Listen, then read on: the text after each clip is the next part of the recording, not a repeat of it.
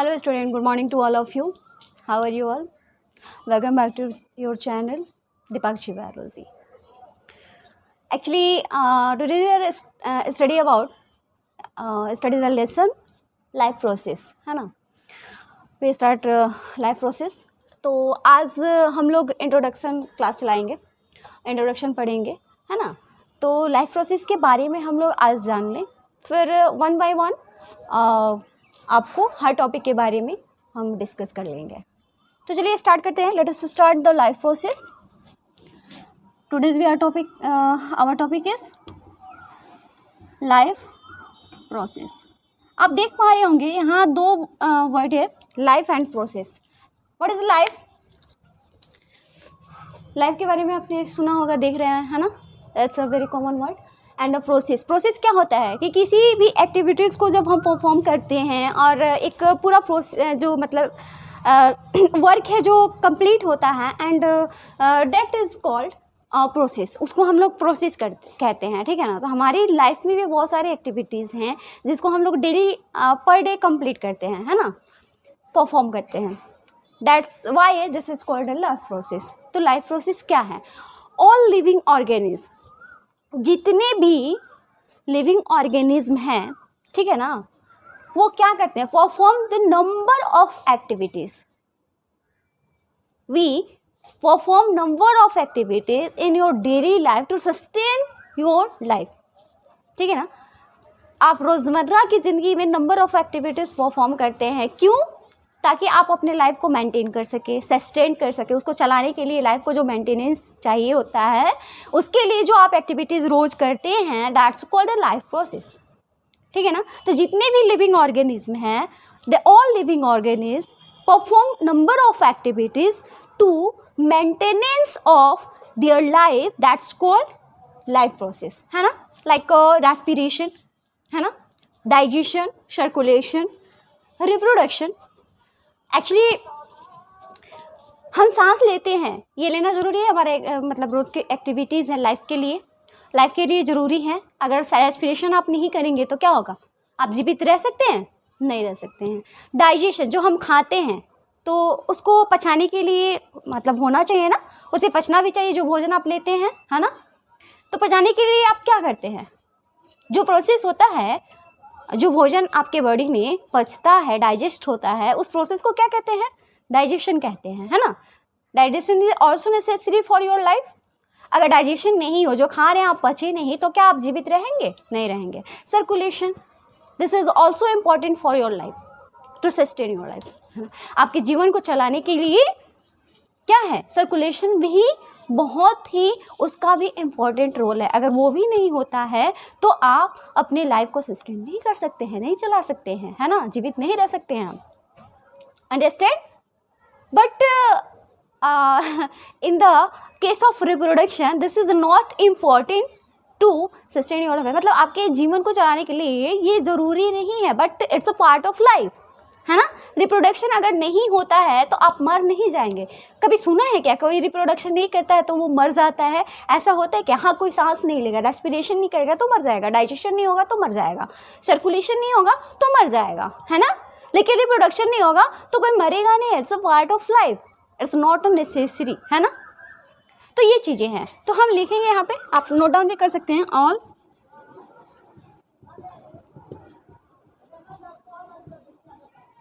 All living organism, ठीक है ना.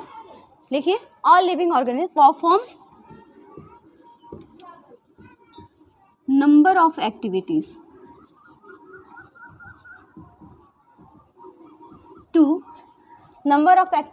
To maintenance of their life, to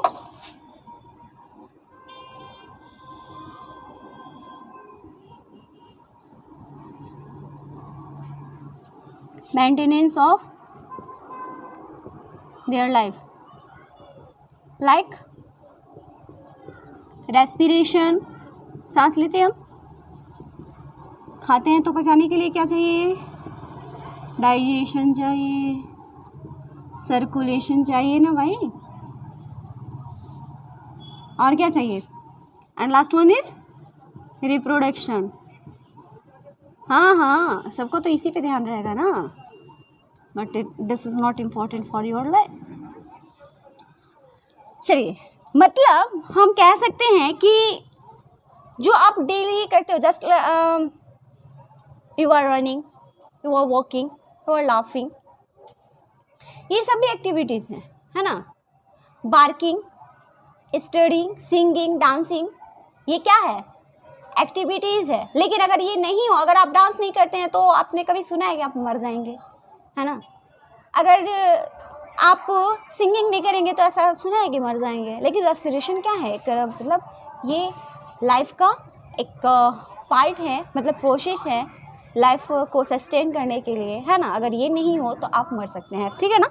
तो ऑल बेसिक फंक्शन,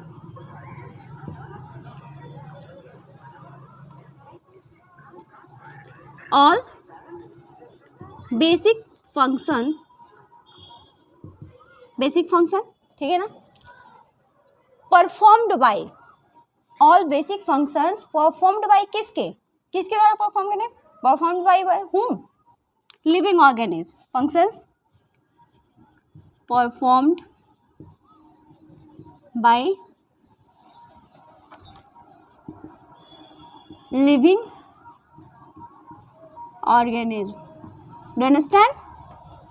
ठीक है ना। Are you getting my point? Okay, तो क्या होगा? लिविंग ऑर्गेनिज्म, ठीक है ना। क्या होगा? To sustain, for what? To sustain their life, ठीक है ना। To sustain their life, life को चलाने के लिए, to sustain their life is called life process. समझे? बात समझे? ठीक है, समझ में आ रही है बात? लेकिन वही मैंने बताया कि रिप्रोडक्शन क्या है। रिप्रोडक्शन मतलब बाद में लिया गया है, क्योंकि वो this is the part of life, not necessary to sustain your life. मतलब अगर ऐसा नहीं होता है कि रिप्रोडक्शन आप नहीं करेंगे तो आप मर जाएंगे, ठीक है ना, लेकिन ज़रूरी है, ठीक है, लाइफ को आगे बढ़ाने के लिए। तो अब हम देखेंगे क्या इसमें आता है ग्रोथ।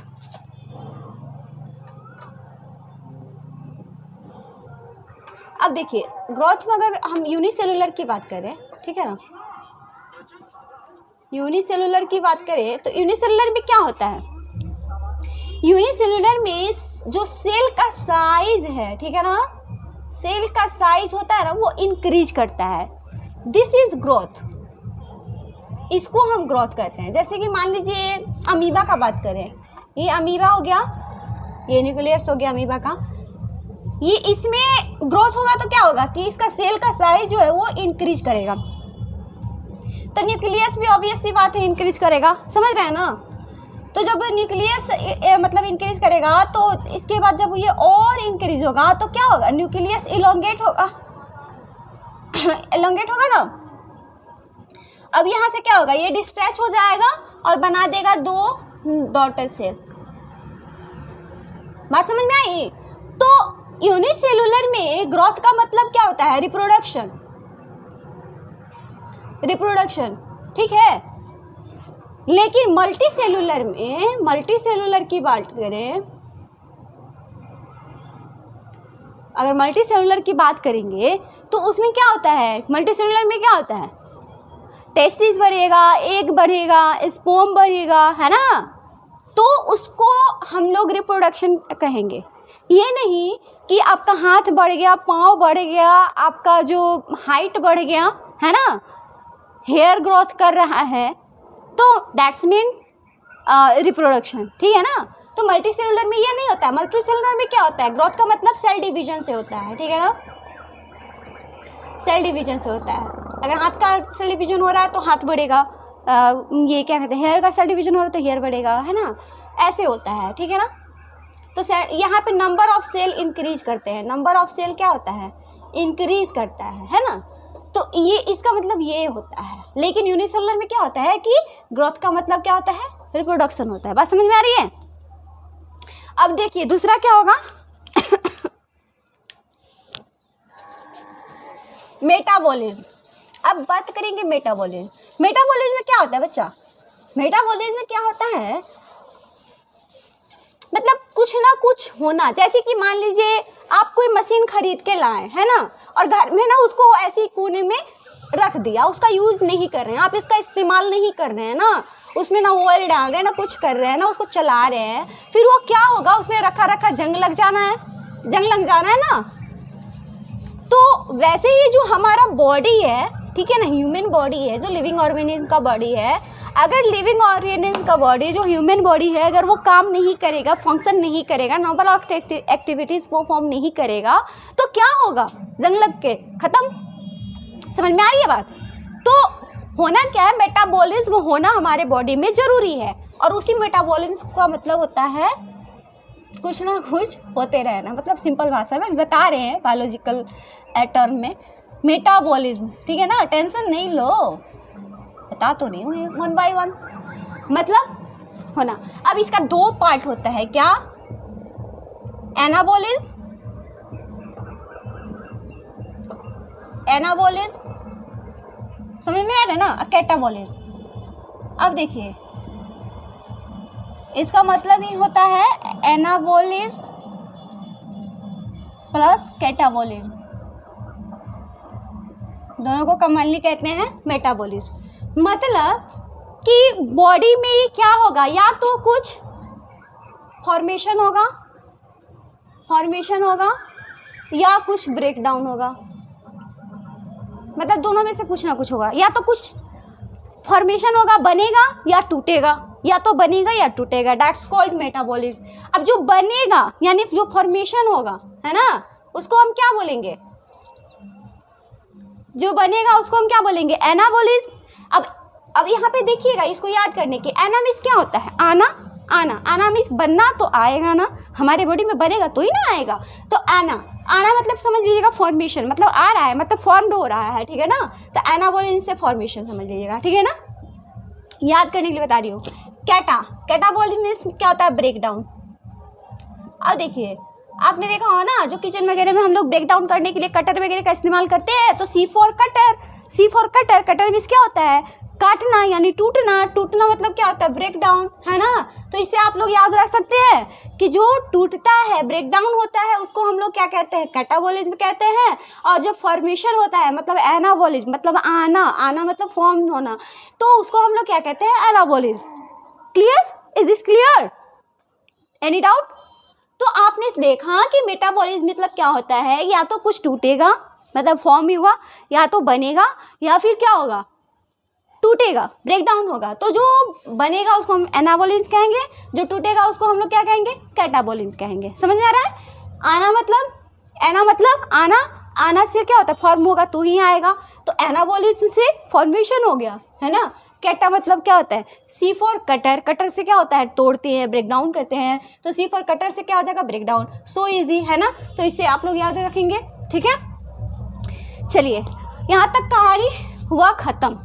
अब हम देखेंगे लिविंग क्या होता है और नॉन लिविंग क्या होता है ना। ऑन दिस बेसिस, है ना, on this basis you can differentiate living और नॉन लिविंग, ठीक है ना। In next lecture we are study about criteria to define living और नॉन लिविंग। मतलब लिविंग और नॉन लिविंग को कैसे डिफरेंशिएट करेंगे, उस क्राइटेरिया के बारे में हम लोग स्टडी करेंगे, ठीक है ना। तो इतना तो आप लोगों को समझ में आ गया होगा, आई होप कि सब समझ में आया होगा और क्लियर हो गया होगा, है ना। तो इतना आप समझिए, इसको रीडिंग डालिए और फिर से इसको रिवीजन करते रहिए। और प्लीज़ इफ़ ये आपने कुछ इस वीडियो से अगर आपने कुछ वीडियो से सीखा है, लर्न किया है, तो अपने फ्रेंड्स में शेयर कीजिए और रिलेटिव्स को शेयर कीजिए, ताकि उन्हें भी कुछ सीखने को मिले अगर अच्छा लगा है तो। और इसको लाइक कीजिए, सब्सक्राइब कीजिए, ताकि नेक्स्ट जो वीडियो मैं बनाने वाली हूँ, है ना, और वो आप लोग को मिल जाए, तो नेक्स्ट क्लास का वीडियो आपको मिलेगा। तो लाइक कीजिए, सब्सक्राइब कीजिए और शेयर कीजिए अपने फ्रेंड्स और रिलेटिव में। Thanks to all of you.